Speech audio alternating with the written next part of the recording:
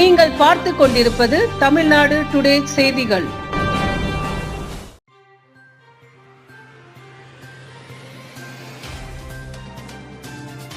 மதுரை மாவட்டம் உசிலம்பட்டி அருகே விக்கிரமங்கலத்தை அடுத்துள்ள கோவில்பட்டியைச் சேர்ந்தவர் சுரேஷ் பாபு.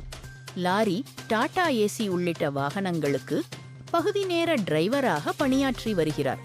நேற்று மாலை மது அருந்த செல்வதாக கூறிவிட்டு சென்றவர் இன்று காலை வரை வீடு திரும்பவில்லை என கூறப்படுகிறது. இதனால் சந்தேகமடைந்த குடும்பத்தினர் அக்கம் பக்கத்தில் தேடியுள்ளனர்.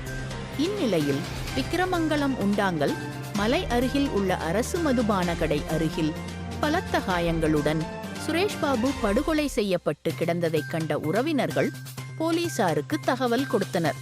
தகவல் அறிந்து விரைந்து வந்த விக்கிரமங்கலம் காவல் நிலைய போலீசார் உடலை மீட்டு உடற்கூராய்விற்காக மதுரை அரசு ராஜாஜி மருத்துவமனைக்கு அனுப்பி வைத்துவிட்டு சுரேஷ் பாபுவை படுகொலை செய்த மர்ம நபர்கள் யார், கொலைக்கான காரணம் என்ன என தொடர் விசாரணை நடத்தி வருகின்றனர். மதுபான கடை அருகிலேயே டிரைவர் மர்ம நபர்களால் படுகொலை செய்யப்பட்டு கிடந்த சம்பவம் அப்பகுதியில் பெரும் பரபரப்பை ஏற்படுத்தியுள்ளது. மதுரை செய்திகளுக்காக வீரசேகர்,